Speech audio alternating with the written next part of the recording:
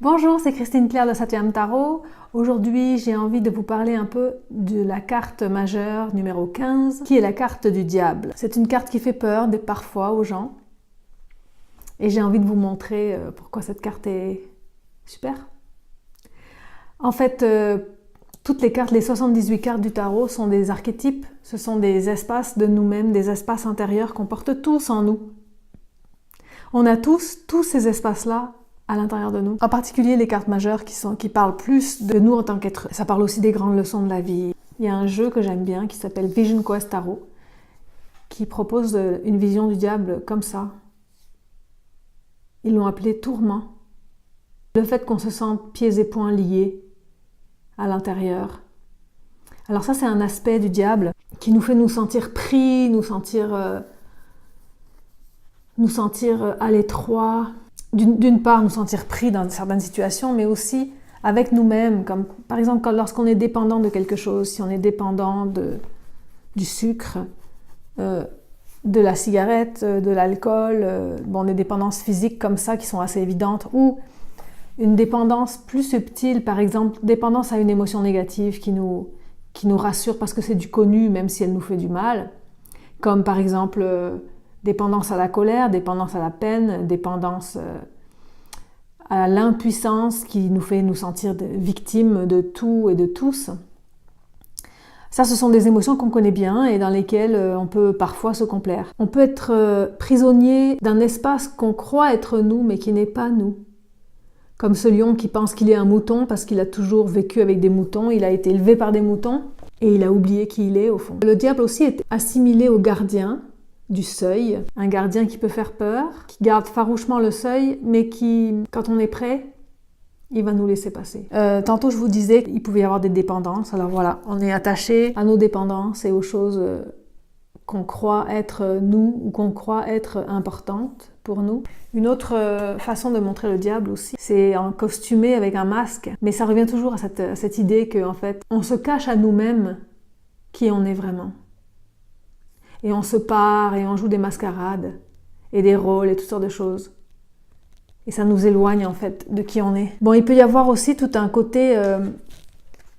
côté sexuel. Sur le diable représenté comme le bouc qui suit ses instincts.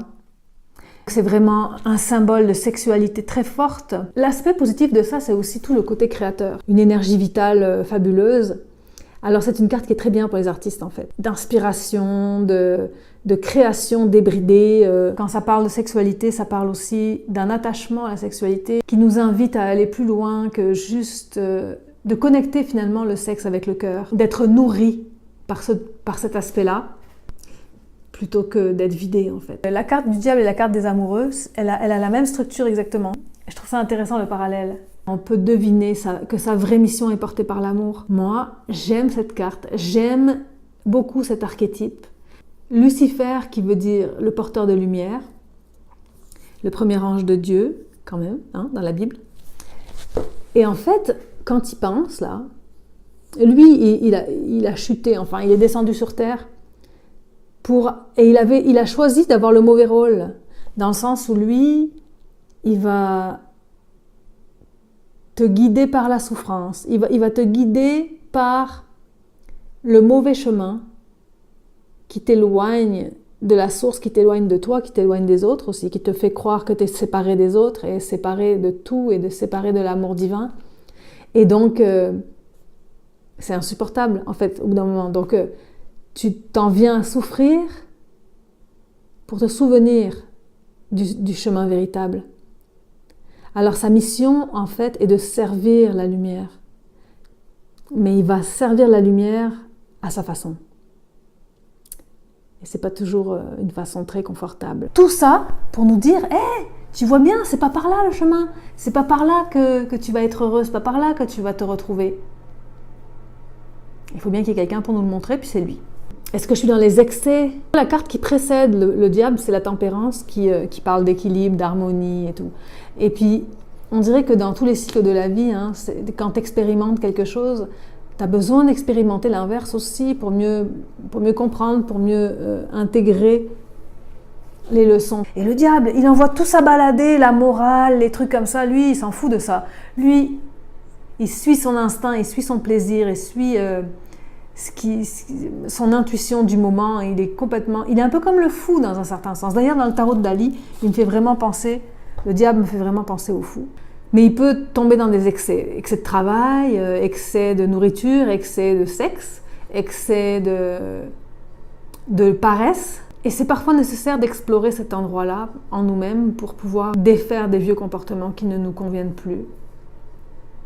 Et puis après, passer à autre chose. C'est une étape nécessaire sur le parcours de l'évolution humaine et sur le chemin initiatique de l'âme en tout cas. Alors voilà, j'espère que ce petit moment passé en compagnie du diable vous aura permis de lâcher quelques peurs et de voir sa profondeur, de voir sa beauté aussi. Et puis de reconnaître cet espace-là à l'intérieur de vous et de vous dire que c'est pas le bon chemin et que je peux choisir le chemin le plus doux, en fait, quand je veux.